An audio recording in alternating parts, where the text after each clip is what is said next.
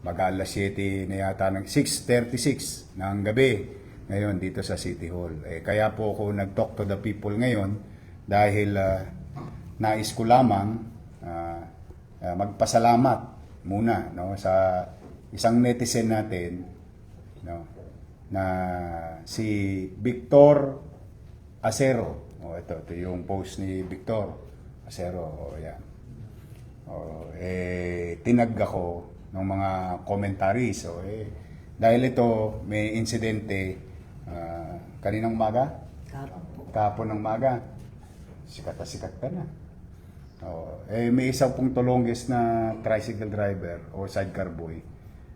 Ewan ko kung ano tinira nito. Bygone ng tinira nito eh. Ito po yung video. Baka lang napanood nyo na. Tingnan nyo po yung kalsada. Imbis na una, counterflow na. Two-way po yan eh. Yung Quezon, papuntang Herbosa. Hindi ho makadaan yung mga tao na iba rin naghahanap buhay na sidecar boy saka mga jeep driver. Inawat ito. Pinagsabihan. Tingnan niyo po ginawa. Atras na, tropa, atras. Atras na kayo. Pinapatras. Di tayo makadaan sa pare-pareho. Okay lang daw sa kanya. Hindi sila makadaan. Pag-inan nyo kayo nga, pag lobot kayo, huwag kayo mabiyahe ha. Lobat? Bakit? Mukhang giyang ka. Tapos na ba yung tama? Bumaba na? Hindi naman. Ano tinitira mo? Bukod sa Bygone? Ha? Singgero. Ha? Singgero. Ha? Singgero. Nagiinom ka. Ano pangalan mo? Liklik po. Ha? Liklik. Sarkal? Liklik. Let Sarkal? Hindi. Liklik po. Let. Ba't ang hina ng boses mo ngayon? Dito, lakas-lakas ng boses mo. Ha? Oo. Gusto ko lang ipagpasalamat do sa ating netizen na concern, no? Concern siya na may mga ganitong klaseng driver. Ako, sa totoo, habang dinidisiplina ko ang lungsod, ako naman, nilalagyan ko naman ng puso. Inuunawa kong pilit. Tricycle driver, sidecar boy, vendor. Pinipilit ko kayong unawain. Bagamat maraming nagrereklamo sa inyo, pinagkakasya-kasya ko ang pamahalaan. May mga bagay na non-negotiable, o may mga bagay naman na okay, pwede pa natin pikitan ng matayan pero disiplinahin natin. The same thing to tatlong gulong. Marami nagrereklamo na haragan o parang binabaliwala ng mga sidecar boy na katulad ko yung kalsada. O isa na nga to. Let. Liklik po. Lek. Lek ka ng nenang mo eh. Ito po yung tulongges. Gusto ko lang uyarap sa inyo na ito hindi ko kinukonsinti. Baka lang nakalimutan ni Leklek na may bago ng gobyerno sa Maynila. Bago pa kumalat-kalat yan kung saan, I just wanted to address yung concern ng ating mga kababayan at saka yung ating netizen na ipinagmamalasakit ang gobyerno ng Maynila. Ipinagmamalasakit yung ating mga kalsada at kaayusan. Yung mga katulad nito, ito yung mga dapat na dinidisiplina natin. Paano yan? Inirereklamo ka ng taong bayan. Nangihingi po ako ng pasensya. Ano? Nangihingi po ako ng pasensya sa mga nabala kong driver, sa mga taong hindi makadaan po. Yung pasensya sa bakery, masarap yun. Nakakain ka na ba ng pasensya? Hindi pa. Sabihin mo sa publiko, anong gusto mo? Hoyo? Mahal na yung mga kalugara o kasama kong driver, nangihingi po ako ng pangumanin sa nagawa kong kasalanan. Pinangangako ko pong hindi na po ako mauulit yung ginawa ko. Ng mga abala? Ang abala sa mga naghanap buhay o dumadang ba't mo ba nagawa yun? Anong pumasok sa utak mo? ayaw po nila magparaya eh. Ikaw yung naka-counterflow eh. Counterflow ka eh. Paano yung paparaya? Counterflow yun. Dapat dito ka. Two-way yan eh. Two-way yan eh. Yan two-way eh. Ikaw yung naka-counterflow eh. Pero si Romy Bagay ba yun? Nakita ko kasi pipilay-pilay eh. Oh, ito, tanda mo to ah. Ako, sa totoo lang, pwede ko naman linisin lahat yan, hulihin lahat yan. Kayo, lahat. Bawal yan. Kaya lang, iniisip ko rin yung pamilya nyo. Magugutom. Ikaw ba, may pamilya na? Oh. Ilan ang anak mo? 3 po. Paano kung nakulong ka?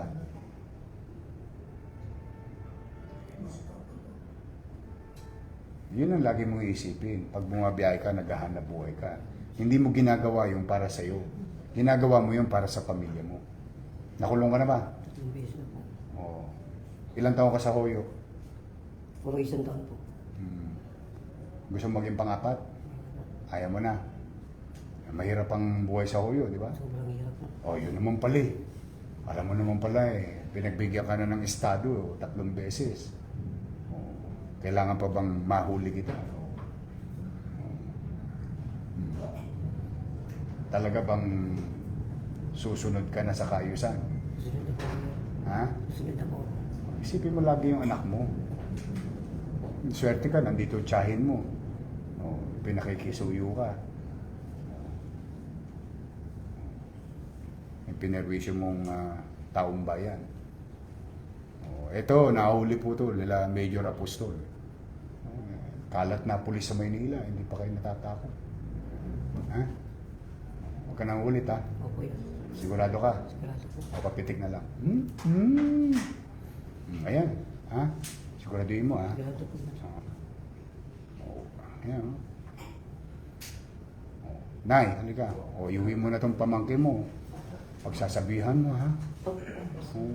Lalo na yan. Ayun nga po sir, sabi ko nga po sa kanya, paano kung makulong ka, paano Oo, na lola mo? ayun din ang ano ko. May lola din po siyang 80 years old na sir. Ilang taon? 80 po. Oo. Tingnan mo yan. Siya yung... Ang dami palang nakatang sa balikat mo eh. Simpleng bagay lang yan. Oh. Bigay mo na yabang sa kanila. Hayaan mo sila mayabang. Kung sa tingin mo niyayabang ang kanila.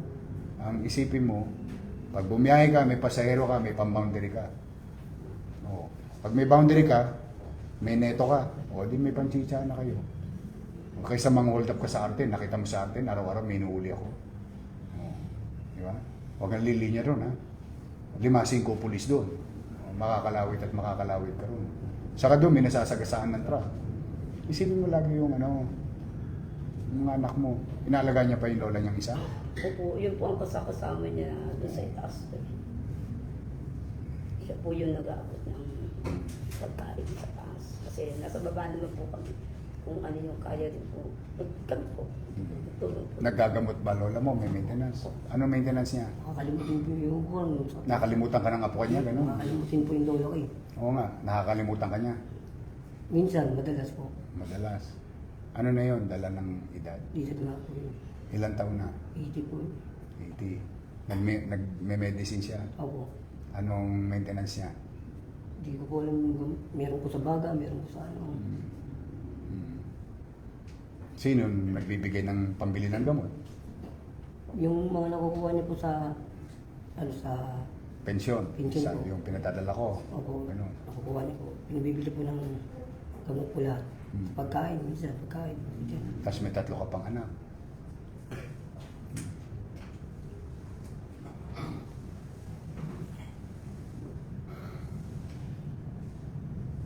Yung asawa mo nasaan? Hiwalay na po eh. Solo parent ka. Nasa iyo yung bata. Napasyal ko sa kanya pag namamasada ako. Pero nasa iyo lagi. Nag-aaral. 3 po. Sa Amado. Sa Quezon po. Sa Quezon.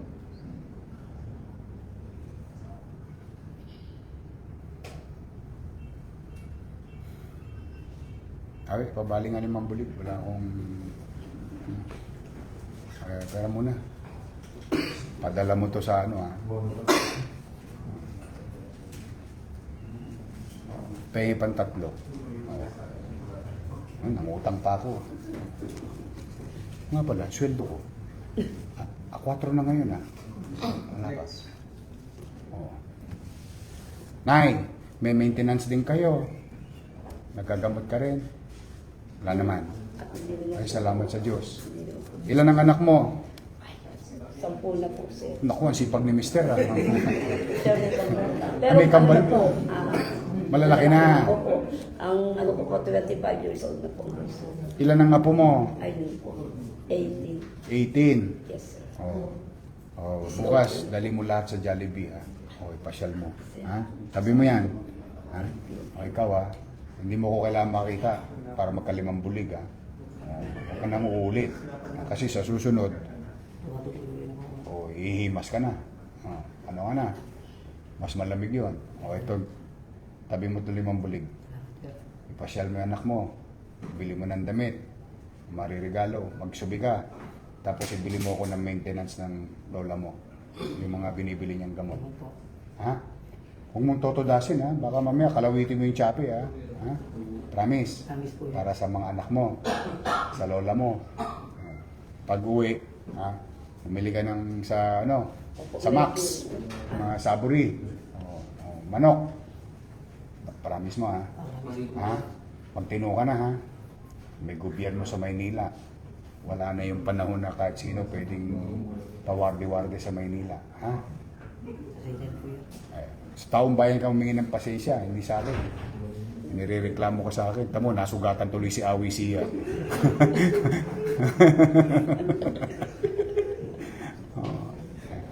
Mag-iingat ka. Mahal ko kayo. Sa totoo lang. Ayaw ko pakulong ng pakulong. Kaya anong gusto yung gawin ko? Ayaw niyo magtino. May pananagutan ako sa taong bayan. Kailangan ko tutup din yun. Ang taong bayan naghahangad ng kaayusan. Ay tayo, sumunod na rin tayo. Ha? Salamat yun. Ha? Isipin mo na lang, Pasko ngayon. Pero hindi araw-araw Pasko, ha? Kaya magtino kayo. Ha? Sige na, Nay, iuwi mo na to. Salamat po. Salamat sa pakikisan Salamat ninyo. marami. Nadamay pa yung operator mo. O nga pala, naka-impound yung ano nito, di ba? Soli nyo na, kawawa naman yung operator. Soli nyo na sa operator, nadamay lang yun, kawawa naman. Nagpapaboundary lang yun. Hindi naman niya kasalanan nangyari. Sige, mag-ingat ka. Ha? Sir, maraming salamat. Alagaan mo lola mo, ha? Kamusta mo ako, ha? Sabi mo sa kanya, I love you. Ha? Mahal ko yung mga senior citizen. Ha? Maraming po salamat sa pagbibigay na paunlak na mag-apologize ang pamangkin ko. Sa taong bayan, huwag sa akin. Opo. At asahan po ninyo na hindi na po mauulit dyan pagsasabihan ko po. May lupa na yun. Maraming salamat po sa inyo. Mayor, salamat. Mukhang sabi ko na hindi naliligo, ha? Ha? Ano mabawasan ang timbang na dito? Hindi, amoy ano eh. Dato puti. Oh. Tama na, ano yun? Oh. Hindi regalo sa akin to. O sa nagregalo sa akin, ha? Pasensya ka na. Para ikaw nasiga sa Quezon. Ayan. Ikaw ang siga ng disiplina. Ayan. Ayos ba? Bago ka na. Ito pa isa. Thank you doon sa nagbigay, ha? Ayan. Ayan. Uwi mo na yan. Maganda yan. Nakita mo sa tindahan binili yan.